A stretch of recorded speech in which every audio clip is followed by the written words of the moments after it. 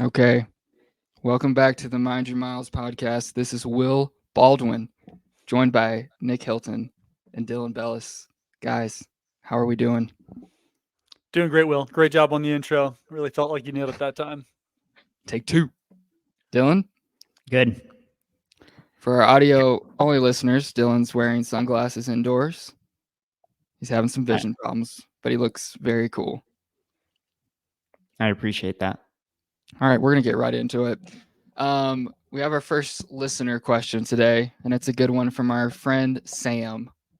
Sam wrote in. He said he's been running since high school, and if you know Sam, he's been a serious bike rider, BMX, all that stuff.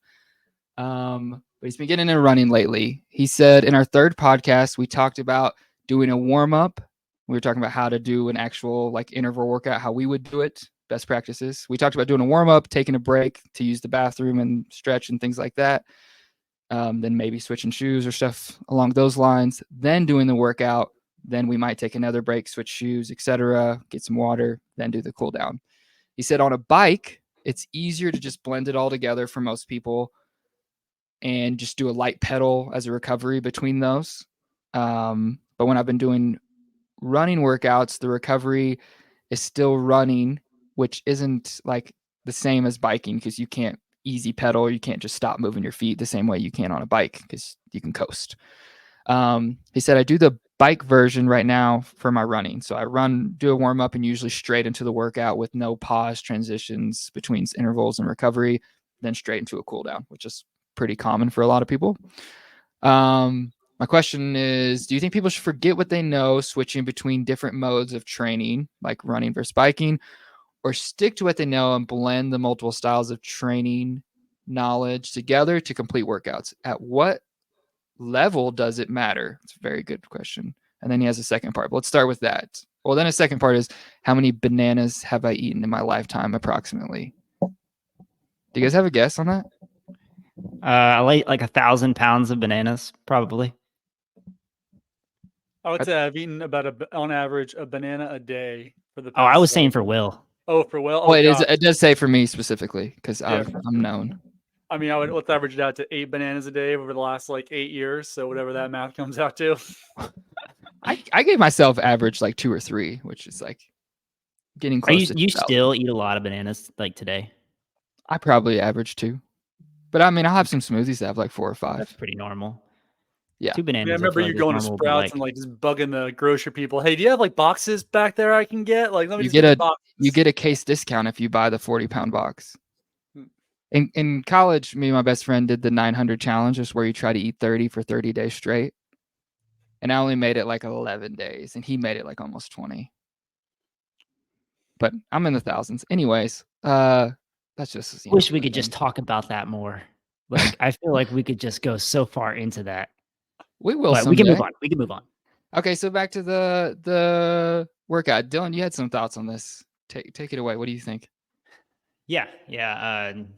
I mean, I think cycling and running, they're both endurance sports. They both have a lot of similarities to them, and I think you can take a lot from what you've learned over cycling, and you can apply that to running without a doubt. It's out of the 3 bigger endurance sports: running, swimming, cycling.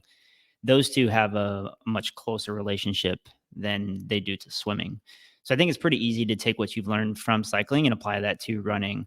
However, I would encourage that you continue to try to learn and, whether it's listen to podcasts, read books, scour the internet for articles on the differences between the 2, because there are some differences. In cycling, you're going to spend a lot more time on the bike. Going out for 2 hours on your bike it's a normal day for some people. A 2-hour run is if we do that once a week, we're lucky. There's not too many people who are doing regular 2-hour runs. And if they do, a lot of times you end up breaking down. I also don't think he has to do that ideal warm up that we're talking about. And Will, you mentioned that most people just kind of roll into it anyways. The only thing that I would say is just to make sure that you put the right intention to the workout itself. So make sure you're taking the warm up as a warm up, give yourself a little bit of space between the end of the warm up and the workout. And, don't rush the recovery periods in between, like recover as best as you can and then do the cool down. So like, I don't think you should forget everything you learned from that sport, because you're probably better off than most people who've never run before. I mean, you've got a huge background of like knowledge that can easily be applied to running. And I think we've all seen recently that there have been some really good cyclists who have transitioned over to running and performed really well. So that's kind of my general take on it for now. I think we can go a little deeper, but that would be my initial answer to that question. Yeah, I don't have a ton to add to that. I will say, like, if we're looking at some of the major differences, if we just want to put them side by side, and why we would do a workout differently for running versus cycling, when you're transitioning from running easy to running fast, you're getting a larger range of motion, and so part of the warm up and why would maybe do drills and some strides and some other things in between the warm up and the workout is that we're preparing our body for a more power output, but also for a wider range of motion. We're opening up our stride, where we have more knee lift, more kickback, things that we're not doing easy. And sometimes if you just transition right from easy to that can be a little bit much, and that can, potentially cause injuries and things like that. So that's a big one. When we're on the bike, you're doing the same motion. It's just more power output. So there is something to be said for adding that additional, length to your stride, etc. Yeah, I like you. I used to argue a lot with a friend of mine, Chad, who was an accomplished cyclist and then became an accomplished runner. Just ran the last marathon trials. He ran 2:16 in his last marathon at CIM, and we used to argue all the time about the differences in biking workouts and running workouts and approaching, especially when it came to like VO2 max sessions and threshold sessions, and how he would approach that in cycling, and how he would try to take those types of cycling sessions into running. So we would argue about that structure all the time. Like he'd love to, well, what if we do like 40 by 30, 30 seconds on, 30 seconds float? Like, is that any different from doing it, 10 by 3 minutes on a 90-second jog? Like if we're going to get the same time at VO2 max, like what does it matter if we break it up into smaller chunks versus doing it in longer intervals? So we would go back and forth about that. And honestly, like I don't have like the physiological expertise to necessarily explain one way or over the other. My main thing was like, well, I just think it's good mentally at least and physiologically at least to run those longer efforts at VO2 max to really feel what that buildup is like, getting into 2 minutes, 3 minutes into the interval, to feel what it's like to max out your heart rate. I think it's easier to spend more time at your true, max VO2 max heart rate with the longer intervals on shorter rests, and then trying to bunch up a bunch of 30-second intervals. I just don't think you get the same amount of time. The ramp up, to me, feel like it would be longer and you wouldn't get the same time of VO2 max. So those are just some of the things that we would argue about. Dylan, when we talked about this in our WhatsApp chat, I feel like your response was the most cogent and easy to understand and most in depth. So I'll defer to you guys on this one more so. I have a response. I'm to the actual question. Do you think people should forget what they know between switching modes of training? I'm gonna kind of say yeah, for a couple of reasons. For one, like he said, on a bike you can just not pedal. But even if you are in your granny gear, is that between the difference between pedaling as lightly as you can and even a very easy jog is very different. It is harder running. Your heart rate will be higher. Every part of it is harder running slowly versus biking slowly. There is a gigantic mechanical and muscular component with gravity that comes from running that doesn't exist in cycling. Because every time we move our body forward, we have to lift our entire body weight up and forward, where in biking you never have to do. So that just is different. In biking you can coast downhill and you could theoretically drop your heart rate very, very low, whereas running, unless you stop, you can never do that. And so for certain workouts, like specific 5K sessions, mile sessions, or even just really faster focused speed, we don't want to go in super elevated heart rate. So having that break, even if it's not like some crazy thing where we're taking 30 minutes and doing drills, but just taking a minute to use the bathroom and letting your heart rate drop sometimes is important. Not all the time, but sometimes is important. yeah, there's just things that don't translate between the two. Like biking, you can often do 3-4 hour sessions with lots of quality, whereas running you cannot. So yeah, you do need to forget things because you are going to experience fatigue and soreness in a much different way due to the gravitational effects of running versus biking. So I would say, yeah, you gotta do. I mean, yeah, there's some cool crossover, but for the most part, they're very different events. And the same like we talk about swimming. Like you can do crazy sessions almost every day.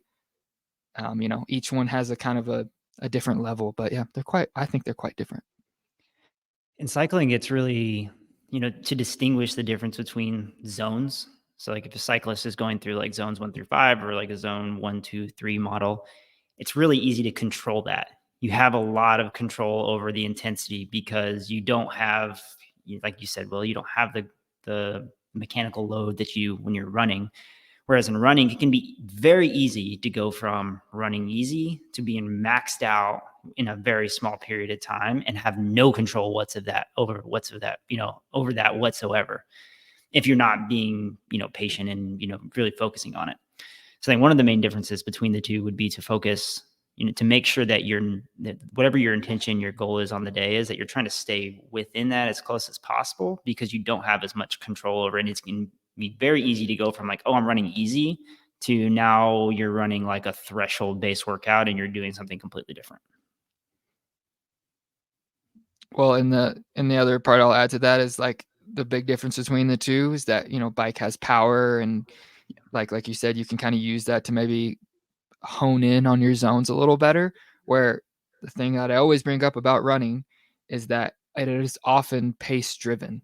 And Yeah. so it just makes things very different because we can't always control our zone to that pace. But if we are trying to win a certain race or qualifying for something, that's often going to be more pace driven than it is heart rate or power. And so like why I'm saying that is like, oh, why would we might stop or not go straight into a workout? It's like if we need to practice that specific pace, then we have to be in the right heart rate, not zone, but like we have to drop our heart rate so that we can get to that. If we go straight into our warm up and then we try to go right into a 5K session or something really fast, we might not be able to. Now, if you are, for some athletes, like if you are a trail athlete or yeah, like an ultra endurance person, like yeah, there probably aren't as many scenarios where you would need to do that.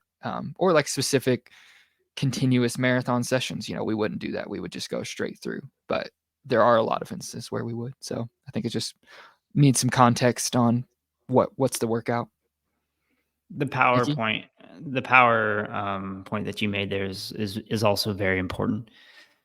Which is interesting too. I've actually known some cyclists who transitioned over to running who have used the Stride power meter instead of using like GPS because they were so used to using their power meter on their bike that they were able to translate that, that over to their running. And personally, me as a coach and as an athlete, I don't really use the power meter so much, but I know other runners who will so that they can match the same relative intensities to the terrain, the weather, the wind on the day, which is very similar to cycling, right? Cycling, it doesn't matter if you're biking up Snowball Road in Flagstaff, which is going from like 7,000 to 9,000 feet, or you're on Lake Mary and it's relatively flat, you can still get the same relative intensity or power goal, whether you're, biking 24 miles an hour or you're biking 10 miles an hour. Have you guys used the Stride Pod? I have one. No. I was just at lunch with my friend Tim, who works for them, and he was kind of selling me on it. I've never used one either, but he was. I mean, he works there and is very. I don't know. I met a couple of people. There's a couple of guys that I train with that use them and really like it. Never played with it, but I mean, I think I'd be curious. I had one of my athletes send me one a couple years back, and I don't know. Well, you may remember or not, but I used to actually have one on my shoe, and I wouldn't really use the data during the workout, but I'd always go and look back and see, like, because you could sometimes make the comparison of like, oh, like this is where it got windy, or this is where I started to fall off, or this is where the pace picked up. Were you noticing those things, like the accuracy there, or? Yeah. I mean, you can see it. you can definitely tell. I mean, you'd have to know at the time that like, yeah, it was windy around this corner here, and my power was higher, which means that my effort was just as much as or more than it was when we were running with the tailwind or with no wind at all. So it's interesting. I don't think it's necessary, but if you have one, it's worth using. Nicole? I mean, I haven't honestly really looked into it in a few years. I had an athlete who was like really into it a couple years back, and we discussed the integration of it. And I looked into it then. I just didn't feel like the technology was at a place where you could really gather a lot of useful data. Um, and so at that point, I was like, yeah, I just don't. We have other metrics that are more solid that we can get more data from, and this doesn't seem like it's one of them. But maybe it's in a better place now. I just knew that it was at the time it was really hard because obviously like measuring power on the bike and measuring power on the run is almost totally different. So I just didn't think that the pods were really at a place where they were collecting all the right metrics, and maybe it's better now. I mean, me personally, I'm trying to detect my own running, so it's not something that I'm looking to integrate at this point. Um, maybe I could be convinced one way or the other, but yeah, it's not something I've been super interested in. And honestly, I haven't had a lot of athletes really bring it to me, over the last like 3, 4 years. So Yeah. Any other parting thoughts on our biking versus run training? no, I mean, I think like, one of the cool things about coming from a bike background is you have a ton of development. So your engine is way more developed than maybe other people who are, coming to running, a little later in life with a less developed engine. So I think that's really cool. And that gives you a better ceiling than many without the wear and tear that someone who's been running for 15 years might have. So I would say be patient with it. It might take a little bit of time for your body to get really fully adjusted to the additional impact and the forces that are going on with the transition. But yeah, I think it's exciting, and I hope he does well with it. I'd like to add one thing to this as well. When I was doing triathlon, I found that the cycling was a huge help in maintaining my running fitness. Now, obviously, he's coming from one and going the other, and I was going into running and now taking up a bike. But I felt as though I was able to keep my aerobic system pretty darn close to the same of when I was running 100 or 110 miles a week to when I was running 30 to 40 and then cycling for 6 to 9 hours a week. So like I think the two work hand in hand. And if you are serious about running and running is something that you want to continue to take up and to pursue, I would highly encourage that you continue to keep the cycling in the mix because I think it's just a great addition, and it's a great way to offload your body while you're getting your body used to a different type of stress, which can unfortunately cause more injuries than you would have on a bike minus crashing, of course.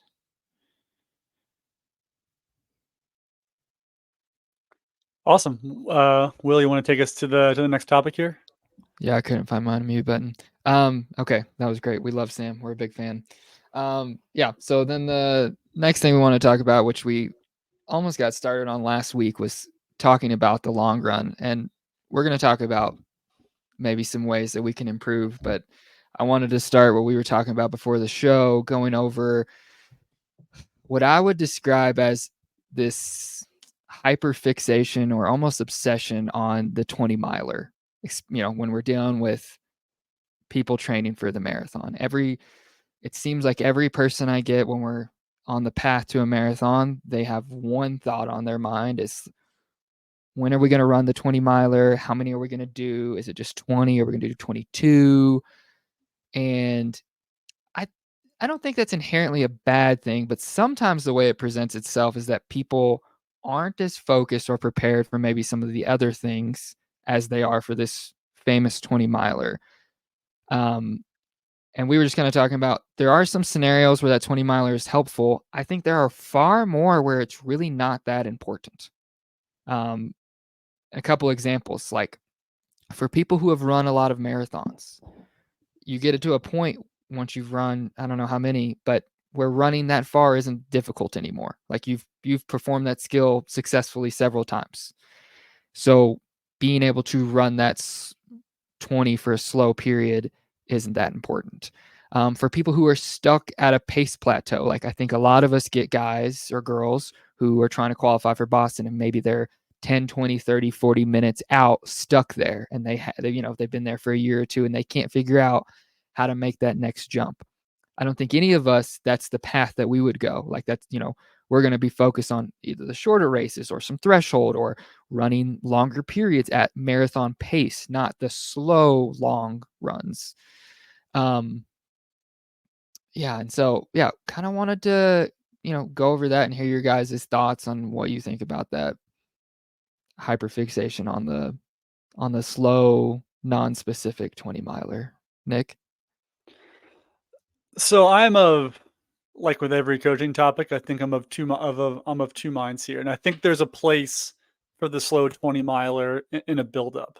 I don't, just like I think there's a place for easy long runs at different points in the buildup. I and I think some of this is influenced by the type of athletes that I coach. So I'm coaching a lot of athletes who are between 240 and 310. And so they're able to go out and run, 20 miles within a reasonable amount of time. So for them to go do a 20-mile run is not like, it's not a 3 or 4 hour adventure. For them it's 2.5 hours, maybe a little bit less on average. So it's different for them than it is for someone who's going to run 4 or 5 hours, or even 3.5 hours. But I do like in a marathon cycle, especially early on, if we're working on building up the long run, I really don't mind throwing in an easy 20 in there. Just like, hey, we're going to get some time on feet this weekend. We had a big session on Tuesday, Wednesday.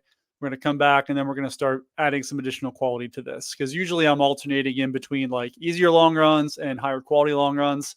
I don't always like to throw quality after quality after quality on those sessions. So I'll default to have them do an easy 18 to 20, a couple times in a cycle. So I don't think it should be the emphasis of a cycle. I don't think it should be the most important run. I don't have athletes do really an easy 22 to 24 or anything like that. Even my more experienced or more talented athletes, if we're going to go 22, it's a part of a long workout. Like they're doing it as part of a 4x3, or something similar, or a longer marathon tempo run. So I don't like to waste all of those efforts on just an easy 20. I like to make sure we're being intentional about how we do that. But I do understand, because I feel this myself, like the want to have that number or a longer session like that in the plan. I get where they're coming from with it. I've had a ton of athletes bring it up to me. When are we doing 20? When are we going to do 20? Are we going to go 22, 24? And I understand, why they feel that way. And honestly, I more often than not capitulate because I want them to be confident. And I feel a lot of athletes aren't going to be confident if we don't do something like that. Like, it won't really matter what I say or the workouts we've done. Like, some athletes just aren't going to feel ready until they've done that long session. So we're just going to do it. But it's sometimes hard to get across, like, okay, if we do this, like, we're probably sacrificing the Tuesday after this, because you're not going to be maybe recovered enough to do a hard session this next Tuesday. And we're not wasting, but we're not getting as much out of this Sunday session as we could. So it's a tricky question. And I think there's a place for the easy 20 miler. And I think that place really is for athletes who are running 3:30 or faster.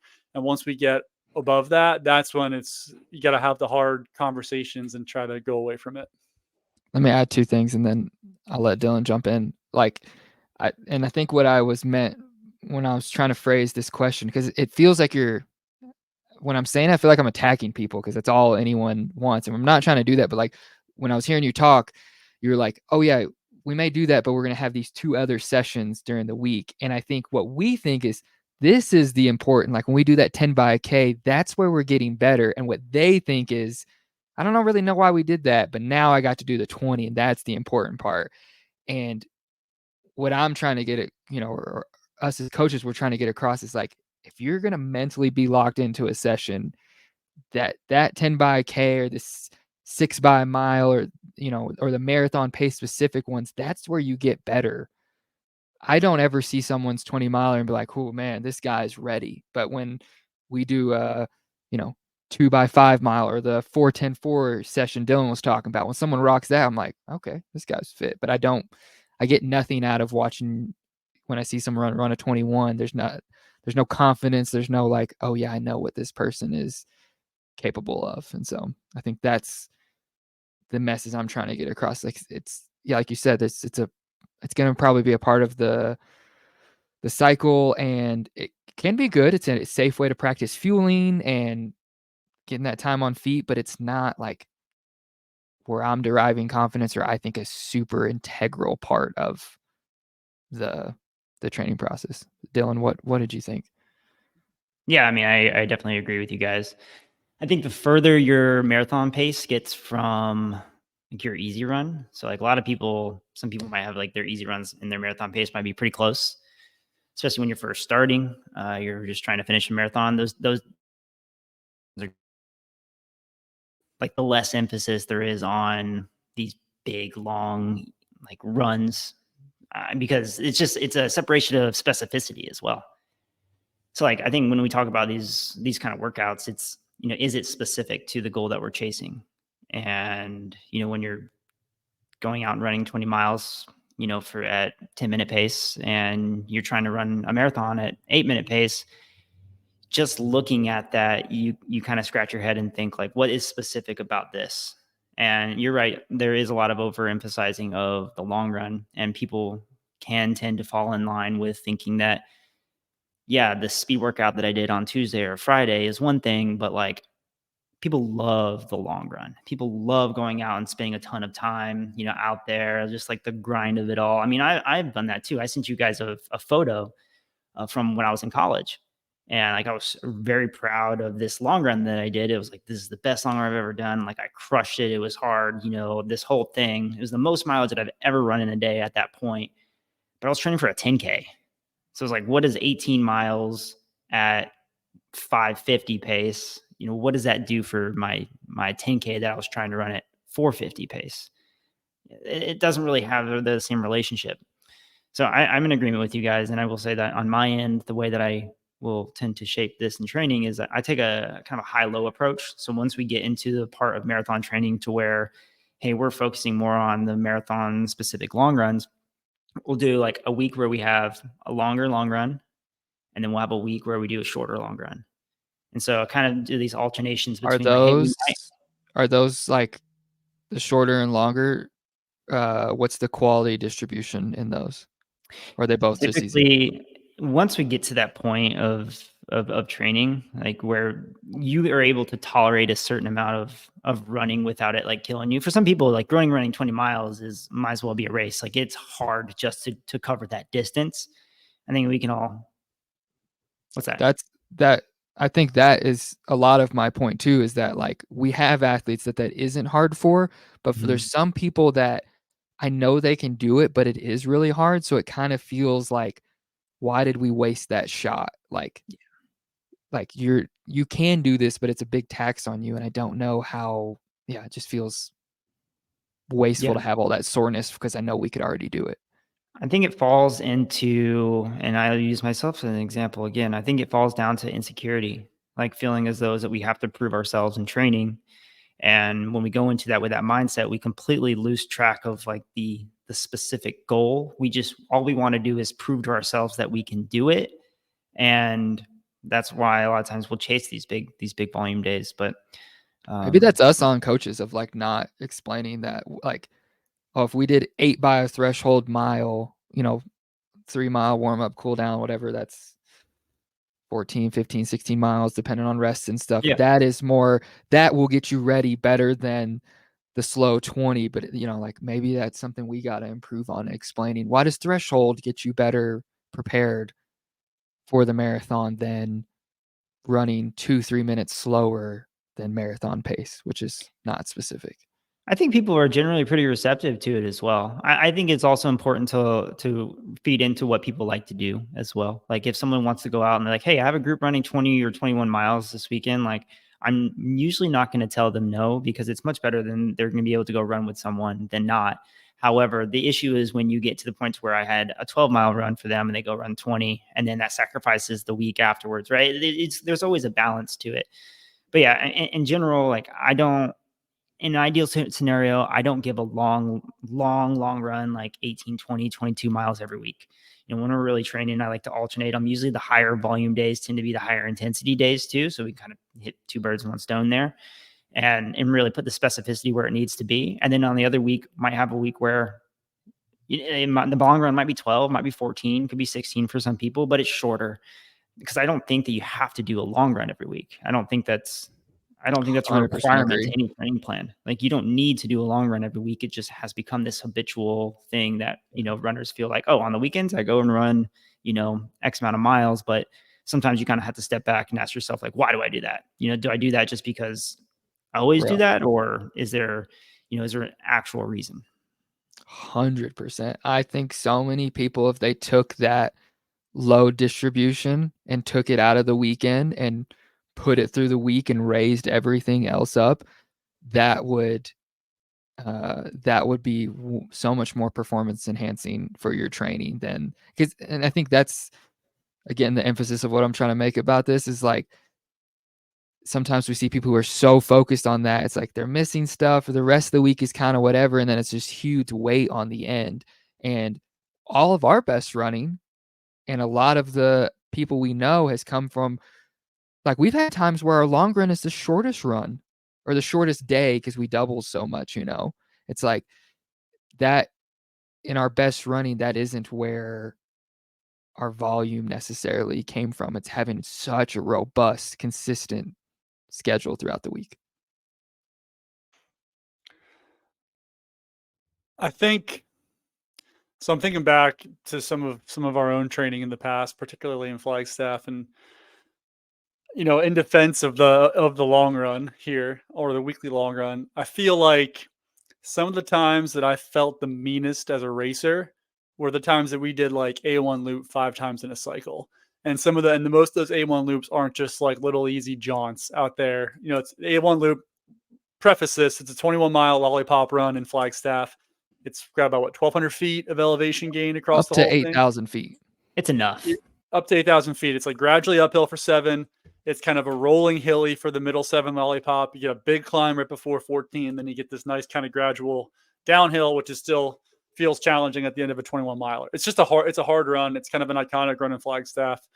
But I feel like none of those runs, those were good long runs. They weren't structured long runs. It's not like we were out there doing workouts, but some of those just longer, harder efforts at like that moderate pace that didn't have that structure. I felt like there was just so much benefit from those runs. Like I always felt like coming off of those, like that was where I really got fit more so than some of the workouts that maybe we were doing throughout the middle of the week. So, and I think like one place where I've been experimenting a little bit more recently is doing away with the easy long run and like, hey, let's do this moderate effort long run. Let's do this at 90 something percent of your marathon effort, and let's not go overboard with it. Let's make sure we're keeping it within a controlled statement here, but I don't want this to be a slog or a jog. I want this to be up tempo and a little bit harder, but not like your true marathon pace. Like we want to get through it, feel like you could do more, but feel like you got a really good effort out of it. So I feel like there's a sweet spot in here. And again, maybe I'm just basing this more on the type of athletes that I tend to work with who are in that sub 330 range, who can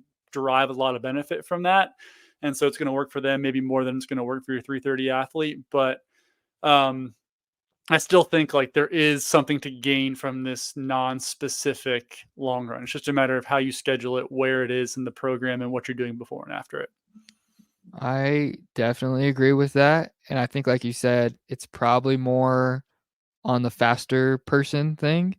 The faster you are, the more that makes sense. But that you mentioned like that kind of cycle of flip flopping, like 1 week, it's just a regular long run. Like sometimes I just say it by feel, So like if it kind of gets rolling as long runs do, you rip the back half, like same way you would A1. On And almost then the every long next, run I write, I'm like, hey, this can be progressive over the second half if you feel good. Like every easy long run's like, hey, this can be progressive if you're feeling good.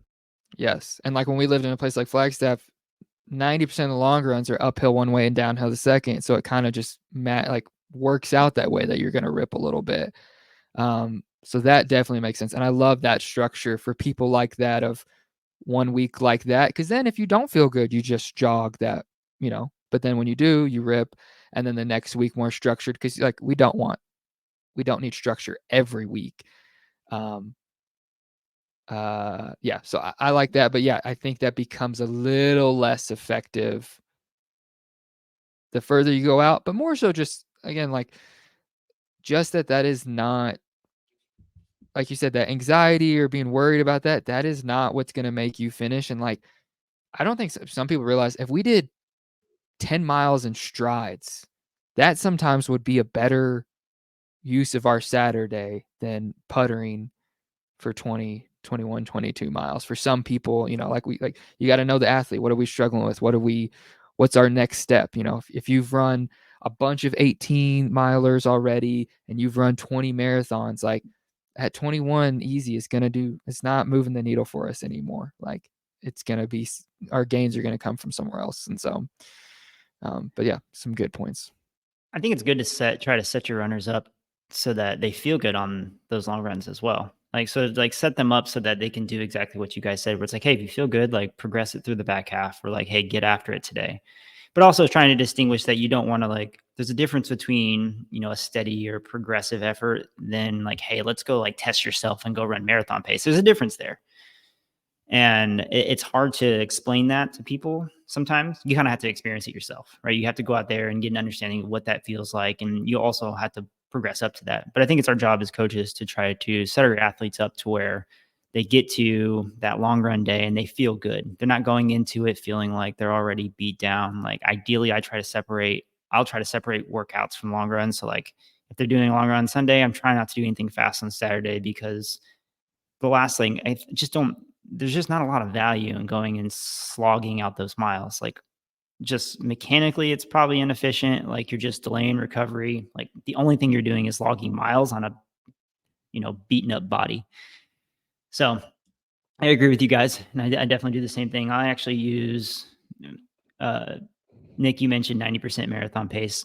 I kind of take my own spin on things, I guess. It's very similar to like a Canova-esque approach, but I don't call them fundamental runs, but I call them foundational runs, because I feel like it's something that helps lay the foundation for everything else that comes afterwards. And so I have 3 different steps for this. So I just call them foundational tempo 1, 2, 3, and they are basically paces based upon their marathon pace. So it could be 80, 85, 90%. And I like to scale one up before I move to the next. So eventually they get to the point to where, hey, you might be cranking out good volume at 90% of your marathon pace, and then it's like, hey, now we're kind of ready to start working in some of those longer marathon runs. And so it's just like this nice transition of getting into that rhythm of things. But yeah, setting your athletes up to where they feel good and they can actually take advantage of a good day versus almost forcing them to go out and just slog miles for miles sake.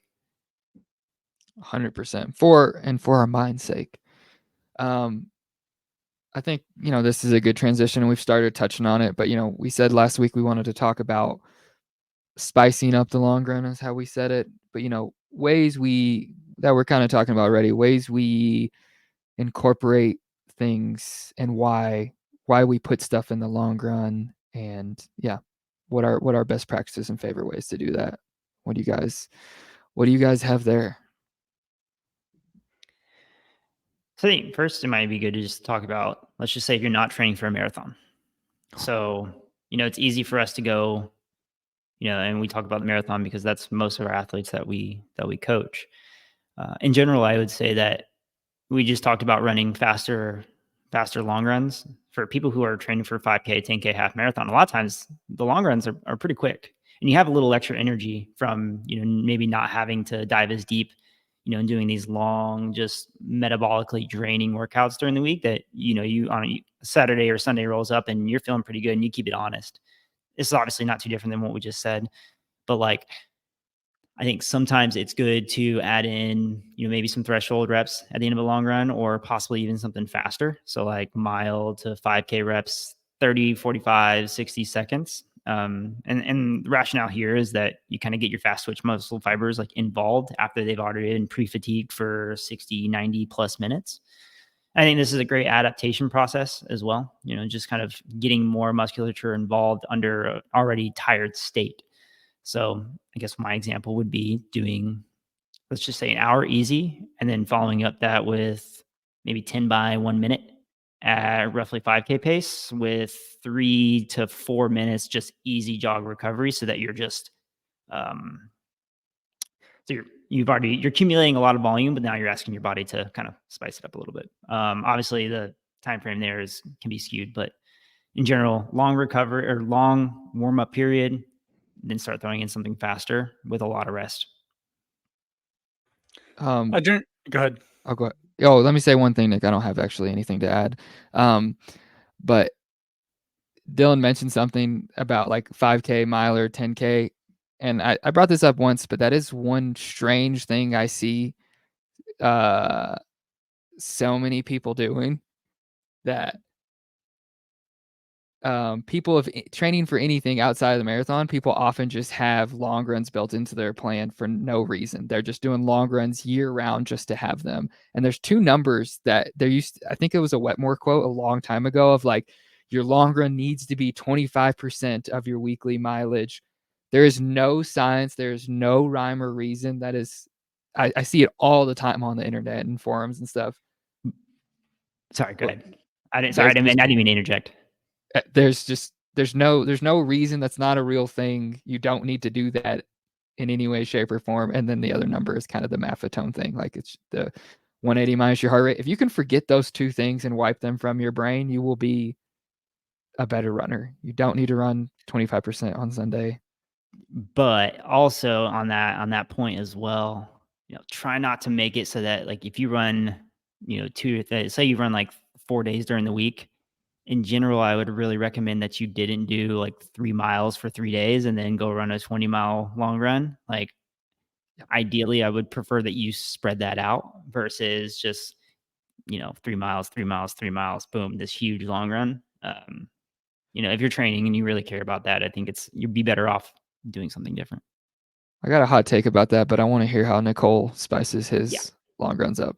I mean, it's really not all that different from how Dylan does it. I don't like to add like faster than, that 5K, 10K style work. I would prefer to add threshold. So if we're going to add something spicy, it's going to be like, we're going to do minutes, 15 by minute on, minute off. They're in the middle, or we'll do 20 in sets of 10, something like that. I tend to separate my 5K, 10K stuff and do that earlier in the week. I like them doing that on fresher legs. I've never experimented with having them run that kind of stuff at the end of a long run, but I work with some high school athletes, and especially in the summer, I don't like them out there just slogging for 80 minutes. Like, hey, like, every long run should be progressive. I want you finishing at 6-minute pace. I want you out there getting aggressive and running faster, because you running 8-minute pace for 10 miles isn't doing you much good for your 5K, cross race we have coming up. So especially in the summertime, let's be intentional with these kind of things.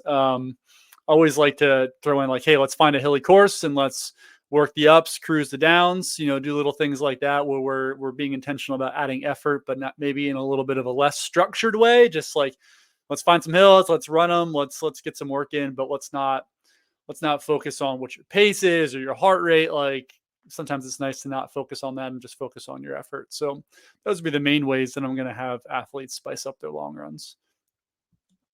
Yeah, I'll give some examples of some ones that I've done that I really liked. I think Dylan gave me this one time, but we did like a longer warm up, 4 or 5 miles. And then I swear we did like 10 or 12 200s, and then left the track, went and did like another run, like 10 miles, and then came back and did another set of 200s. So it didn't even feel like a long run. It was like an easy run 200, an easy run 200s again.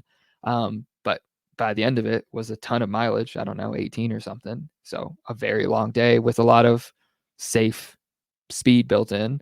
We kind of talked, we talked about me and Dylan doing the Canova minute on, minute off, really big session, like 30 of those, which when you're oscillating like that, you're always the timer's ticking down the whole time. So you're not really thinking about, oh, this is mile 14. You're just like, I'm on this rep, and then you're on that rep. And so that's a cool way to kind of distract you. That gets a lot of volume.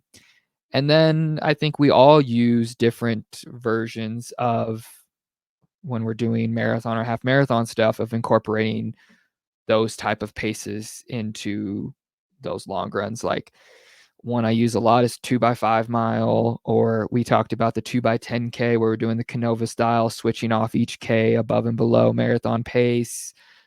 We've talked before about 3x3 mile, those type of long run workouts that we would incorporate to get threshold or marathon paces in there.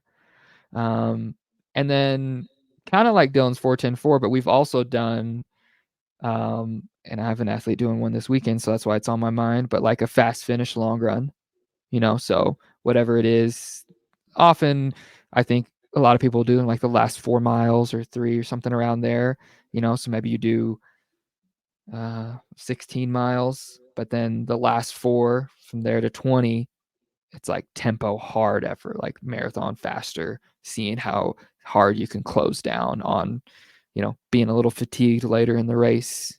Yeah, stuff like that's really fun because on those, fueling super important, because if you didn't fuel up to that point, it's gonna be really hard to turn it on, running on tired legs. But then kind of keeps you a little engaged and focused, and using some different muscle groups, very very effective and helpful. So There's a Canova one I really like. It's like, you do 6 miles easy, 6 miles at marathon pace, then a 10 by minute on, minute off, and then you rest and you come back and do another mile or 2 at threshold.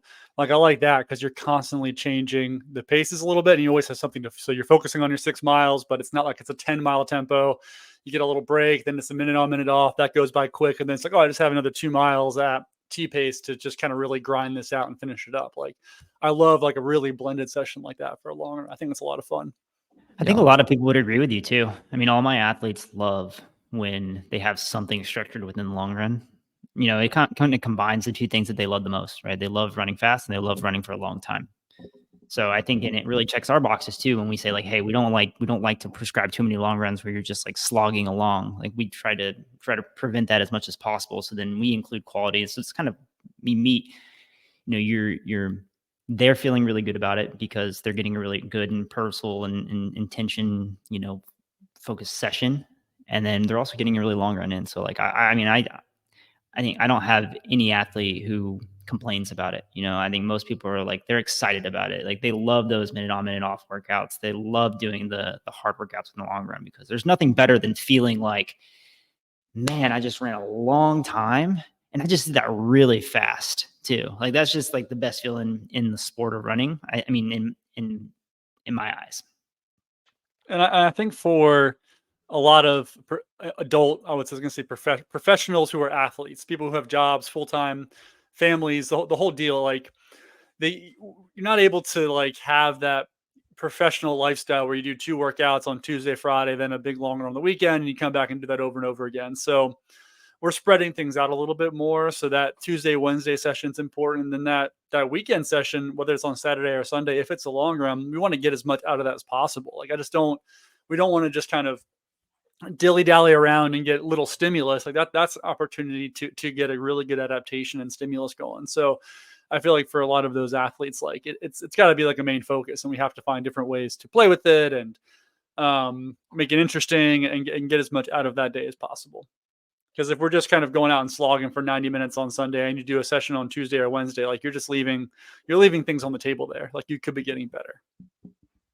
Dude, and this is super true for the trails, but also on the roads. And I've messed this up several times, but if you've never practiced your fueling while running marathon pace, you might be in for a world of hurt. Like, you'd be amazed how many people are like, I couldn't get the thing open. And like, it's so that difference of like, oh, I was running 9-minute pace and then I went to try to BQ at 6:40 and I had never taken a gel while running that hard. It's like, those are things you need to practice and figure out, and your stomach is different. Like, more blood is being pulled away, and like, those are really important things to practice in all endurance events at fueling at race pace. I've got a couple long run questions for you guys. Maybe just like your take on this. So like, the first one is, all right, let's just say we'll just take the marathon because it's easy. And we know the most about the marathon and feel like. Let's just say you have the big long run that you give people. Let's just say that's anywhere from 16 to 22 miles, wherever it is. How many times, like, do you need to do that? How many times do you need to run 16 to 22 miles until you need to do another one again to get the benefit from it? That's my first question. So like, for example, let's just say I ran the first week of the month, I ran 20 miles. At what point do I need to get another stress of, hey, I need to go run 20 miles again? How many weeks can I go between long runs before I start to lose the benefit of the long run? And then Are you going to ask the second question? I can, you guys can answer that. If you guys want to answer this one first, and then I can ask the second one. Nick, you go ahead. I don't even know how to fucking answer that question, to be honest. Like, I mean, I think like, I mean, if we're going to get down to brass tacks, like if you go 4 weeks of, no running or no long runs and just kind of easy running, like, yeah, maybe you're probably losing it. But I was just pulling up one of my athletes' calendar, and we're doing between 16 and 20, I don't know, like in the bulk of our marathon build 5 weeks in a row. Like, we're not really taking a week off there on that stuff. And not all of those are quality sessions necessarily, or like really intense, but we're getting the stimulus, we're getting the dosage there. So for my marathon athletes, like, it's not a question I ask because it's not something we explore. Like, we're gonna do our long runs. Maybe there's a week gap between one long run or two. And if I have an athlete who's injured and maybe they miss, 2 weeks, so they have to take 2 weeks off and then a week down, like, I still don't feel like they've lost a lot of fitness there. And I don't feel like that gap has maybe it affected their confidence, but I don't feel like missing 3 long runs there is necessarily a make or break, if that makes sense. Yeah, I'm going to go. How many weeks can you go in between long runs before something bad happens, you lose fitness? I'm going to say infinity. Like that example of 16 to 20, like, say I had an athlete who never ran more than 15. What if they're running 15 every day? That's a 95-mile week, or 105, sorry, 105-mile week. So is that person unfit? Is that person not ready to race a marathon? I wouldn't think so. I mean, homeostasis wise, 15 miles is a walk in the park for them. And if they're working with me, we obviously have a ton of threshold and, good speed built in there. And so, I mean, that's kind of my whole point. I just don't get any fitness confidence. Yeah, I mean, yeah, for sure. We do that, but it's just not and I mean, and research wise, like, what research are we relying on, like, that says, oh, 18 easy is, or you know uh, take our examples of quality. Like, so say we have any of those workouts integrated in there. Well, the difference between doing that when it's 14 versus 18 miles is like the warm up and cool down, right? Like, so is that the part where we got fit because we cooled down 6 miles instead of 2? So, like we said, the adaptation is nice, but it's just, I don't find it like an integral part. So how many weeks can you go in between without something bad happen? I feel like a lot. If the rest of your training is robust and well thought out. Yeah, I only asked the question because a lot of times when I write training, it varies a lot. So like every week is different from the next, right? We're not doing the same long run every weekend. And every once in a while I'll get, the question of like, hey, we did 16 or we did 18 this week. How come we're not doing 18 again this week? Or how come we're not doing 20 again this week? Because naturally people want to be able to do a little bit more. And so if I program 20 for one weekend and the next weekend says 14, the natural reaction to that is like, hey, why are we not doing that again? And my response is that, hey, we don't need it. We hit the 20, like, we don't need to continue hitting the same stress. We got to do something different to get the body to react differently. And so the reason why I asked is like, how many weeks do you go in between having that bigger long run in general? And you guys obviously answered that well. Because I think it's just a frequent question that I get from a lot of my runners.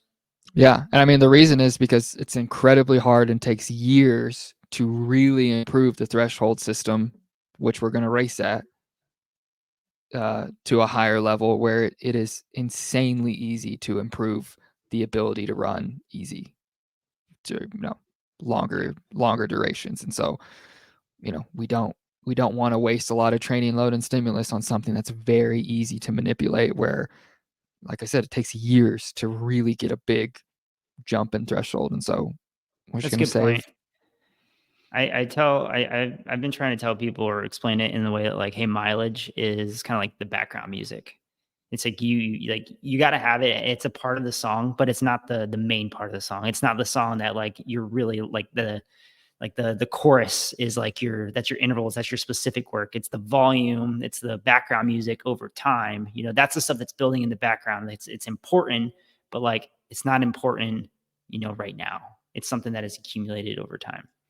And I think we're three guys that all got to the point where we stopped getting a bump from that anymore. Like I think all of us at some point have hit a point where like, okay, if I go from 100 to 120 or 120, 140, that's not going to make the difference versus me making a threshold jump. My second question was, when we're doing long run workouts, typically when you guys are right in your training, how often do you prescribe them? I mean, in a marathon build, it's almost weekly. We're not, like I said earlier, I have a couple long runs in there that aren't specific or don't have a lot of intensity built in there. But in the bulk of the training, like every long run has intention and a purpose, and so we're doing it almost weekly. Like I'd rather, for most of my athletes, do a bigger, more specific long run on Sunday, come back, do something moderate Tuesday, and then come back and do another specific long run the following week in our marathon builds. I just feel like they're going to get more out of that. And then we've laid the groundwork early on when we're doing our big intervals and threshold sessions, where this is now our time to focus on the specificity of it. It's probably every 2 out of 3 weeks, I think. Sometimes more, but maybe 3 out of 4, where like this is a more of a structured long run, and then maybe every third or fourth will be easy, or like, if we have a race, that's where that's built in there. But vast majority. What about you? Yeah, once we get into the marathon phase, almost every week. Every once in a while, I'll throw like a really big long run in there for some people that I just keep as easy and put notes in, like, hey, like if you can run this relatively steady, or I'll give them a pace. So I'll assign one of the tempo 1, 2, 3s for them. But yeah, most of the time it's every week, unless I'm feeling like we need a down week. And in that case, we'll focus on the intensity during the week and then just keep the long run pretty short. What do you guys typically do during the taper, like for a marathon, like long run wise? Like let's just like the week before, 2 weeks before, like what does that usually look like for you guys? I can outline exactly my last 2 weeks going into this here for you. So the long run 2 weeks out for most athletes is 2x4. First 4 miles at marathon pace, second 4 miles progressive from marathon to T. Our last threshold session is usually some formation of either 800s, 1Ks, or 3 minutes. Threshold to 10K ish pace. The last long run is usually like 7 easy, 3 marathon, 8 easy, 2 marathon, 9 easy, 3 marathon, depending on the athlete. Somewhere mostly between 1 week out. Yeah. Wait, Yep. Say that again. So it'll be like 7 easy, 3 at marathon pace, or 8 easy, 2 at marathon pace, or 9 easy, 3 at marathon pace. So like 10-ish. 10 to 12. Yeah, 10 to When you 4. said it the first time, it sounded like I thought he was like saying like a 16-mile No, workout or sorry. something. Yeah, that's my fault. Like, No, we're doing 10 to 7 days. We're doing 10 to 14 with a little Last bit 3 of at intensity. marathon. Yeah, last 3 marathon. Yeah, Like the okay. higher like the more talented athletes are probably going to do 14. I still want us to touch something a little bit longish. I don't like to not have anything long with 7 days to go. And then the week of, it's like if we do our long run Sunday, Monday's off, easy. Workout is, maybe 2 miles at marathon pace, 2 by 1 minute at T, and then another off day, and then just 2 shakeout runs before the race. That's pretty much the formula. And the big is any different, really. Yeah. The big intensity drop is like 10 days out, or the big mileage drop is 10 days out, is when we really start to just fall off a cliff with total volume. Insanely, I mean, all the numbers are slightly different, but insanely similar and same. Yeah. Like the 10 days, and like, yeah, I play around with little things. Like sometimes the last week, that Sunday, I'll just do an easy 90, but I'll do like a session on Friday instead. But all of it is incredibly similar. Like at that point, we all know we're not getting fit. We're just like kind of touching a little marathon and a little speed to, stay sharp and lock into where we're trying to hit. But And I think like the purpose of when I look at the taper, it's like we want to stay in almost our exact same rhythms. We're not trying to like disrupt the rhythm that our body's been in for the last 4 months. Like let's not do stuff that's totally different.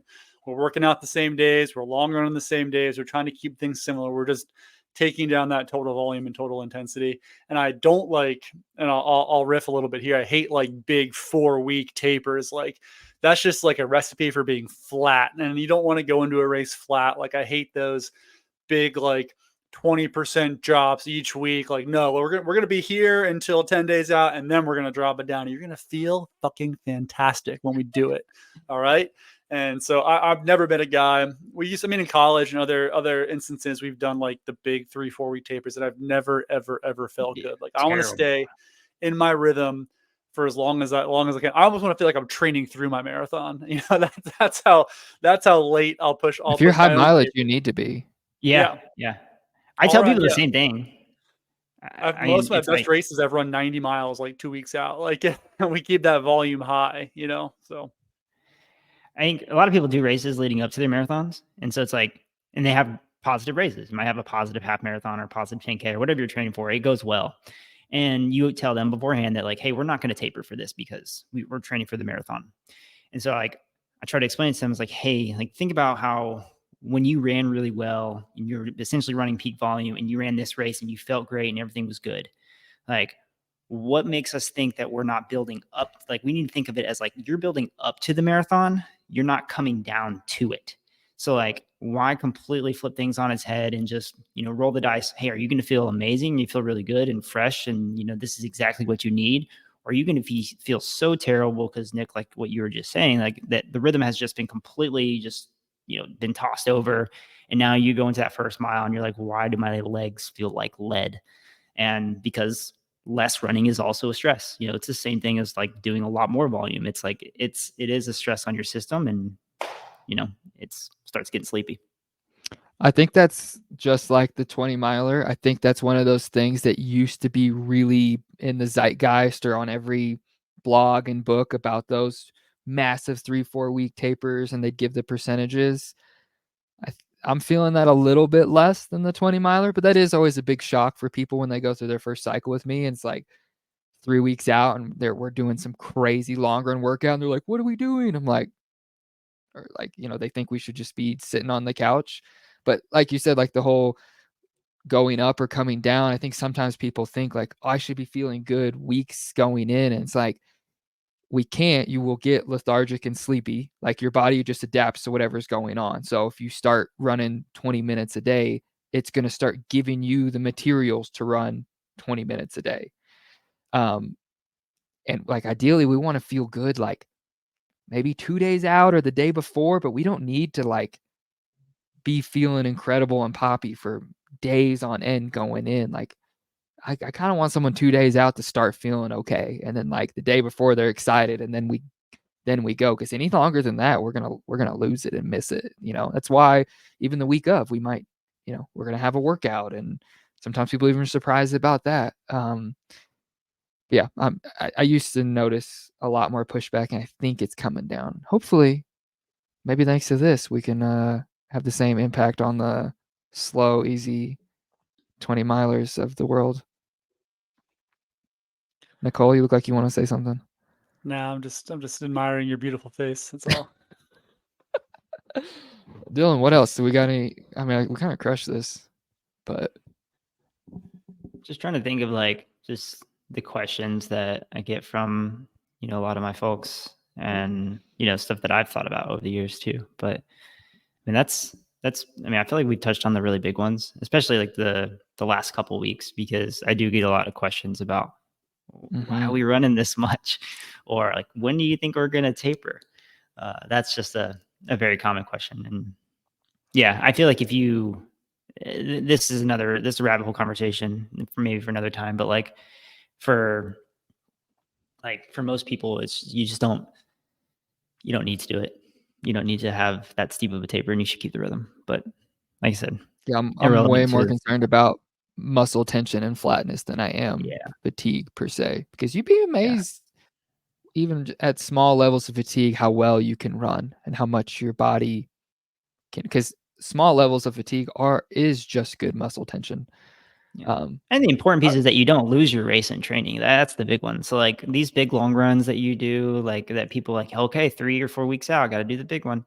Like if you plan on doing a big long run 3 or 4 weeks out, you got to make sure that you have the ample time to recover from that, but also making sure that you don't lose that. You don't lose your race. Like I've had it in my training where it's like, my race was 3 weeks out from my marathon. Like I ran my marathon race 3 weeks out. Like, and that sucks because, if I would have run the marathon that day, it would have been well, but I lost it, I literally just had this conversation before we got on here with a client. He has his big long run, his last long run this weekend. We're 3 weeks out. I think it's from London. And so we were talking about like, hey, how do we want to approach this? I'm like, buddy, we don't want to race this. Like, I want you to run those first 4 miles, like how we're going to run those first 4 miles in London. We're going to run 5 to 10 seconds slower than your goal marathon pace. Like, I want you to finish this workout feeling like you could run 4 or 5 miles. Like, that's how we know that you executed what we were hoping to execute. And so we just had this conversation about, hey, we're not leaving the race out here. I know he's been crushing all his workouts. He's been feeling good. He's been constantly asking about, hey, can I run faster? Can I run faster? I'm like, you know what? This weekend, Sunday is not the day to try to run 15 seconds faster. I'm like, that last mile or two, if you're really, really feeling good, open up a little bit. But we want to make sure we're super conservative early, and we're treating this like we're going to treat the race. We're going to, we're not going to go out and run 15 seconds faster per mile at the race. We're not going to do that here. We want to make sure we're controlled and getting the right stimulus out of it. Bro, that kind of goes into like when we was talking about the gray zone, or like people having to make easy runs feel hard. People often do that with marathon pace stuff, because when you give those little sections, it's like, oh, well, that felt easy, so this is the wrong pace. And it's like, dude, you would hope this feels easy for this small of a portion, because no matter what you do, it's going to get very difficult later on. And like, you kind of want that like neuromuscular connection of like, I can move my body at this specific pace and it isn't difficult. I can do it comfortably and smoothly. And you're trying to create that in practice so you can obviously do it in the race, because even then it's still going to get difficult over time. When you're really training hard too, and you're really getting ready for the marathon, there's a very, very small margin of error between like marathon pace and now you're dipping into threshold, and like now lactate's coming in your bloodstream. You're going through your glycogen storage is a lot faster, and now you've bonked. We've all been in those races to where like maybe we try to go run a 10K in a marathon build, and like the difference between like 5-minute pace and like 4:55 pace feels like it's a world difference. And, you go out 5 seconds too fast and you're done. It's like the marathon's kind of like that too. Like if you go out and like you switch paces too quickly, or you're trying to hit it too hard, like sometimes that can be all your body needs to just completely just implode. So. All right, Nick, I think we crushed this. You got any closing thoughts? No thoughts, no notes. Great job, Will. Delaney? What are you eating? These are American Airlines pretzels from a flight I took a few weeks ago. They're on my desk. Nice. So, do you guys have an air, like which airline has the best snacks? well, because I lived in Flag for so long, I only flew American for a very long time. So I'm just trying to learn now that I can fly other airlines, because I live in a regular city now. So I don't even know many other airlines besides I like primarily Southwest. fly Southwest, and Same. yeah, they don't. Yeah, I mean, their snacks are fine. They're usually not gluten free, so I don't eat them. I bring my own snacks. Southwest has these like little cinnamon graham things that they give you for the early morning flights. They're like, they're like pretty small, half an inch. They're just little tokens of cinnamon, and they're pretty good if you have them with like a cup of coffee. But I will say that Delta has really good. They give you those Biscoff cookies that you can like dip dip into your coffee, and those I'd really look forward to. Yeah, Southwest. Those are actually good. That might be the best one. You might be right there. That might because you get those at the store. People will buy those. Yeah. Like you won't find me at the store buying Southwest snack mix. Dude, like, the other, sometimes they ask, like, they'll have like pretzels or the Biscoffs, and they're like, oh, do you want which one? The other day I was on a flight and the person was like, can I just have both? And they gave it to him. And then I was like, can I do that too? And so that's been my move now. If they have options, I just ask. Would you ever ask for the full can of soda? That's my move. They got to give me the can. No, I'll take the can, please. Thank you. And they'll just give you the full can if you ask. I need Yeah. to. I'm too nervous, but that would make me. I hate that, like, because how much ice they put in. You just get like a sip of ginger ale. You're like, that was Yeah. cool. You can have your cup back. What do you guys usually get to drink? Ginger ale Ginger ale? Yeah, or apple I'll sometimes juice. get coffee on a morning flight because usually I don't. If it's I'm flying at 6, I don't get to the coffee shops aren't open at the airport, so I'll get some coffee on the plane. But outside of that, it's ginger ale. So if you guys may or may not know, I probably since you guys have flown with me before, but like I hate flying. Like I'm scared to death of flying. I hate it. Like it's like the worst thing possible for me. I would do anything in the world not to fly. All this Boeing stuff must not be good for you, then, my man. Yeah, it's so bad. That's a couple months. Yeah. I have to fly to California in like a couple weeks, and yeah, we're of course going to be on a Boeing 737 Max, whatever the whole thing. Anyways, my point. So I have my comfort foods, right? So I always get the little cookies, and I get a thing of apple juice, and like I feel like such a dweeb when they're like, "What would you like to order?" It's like going to an ice cream shop and being like, "I would like sprinkles," like asking for apple juice. I feel like I'm a child. I'll have the cookies and the apple juice, please, because I'm I love 7. asking for apple juice. It's delicious.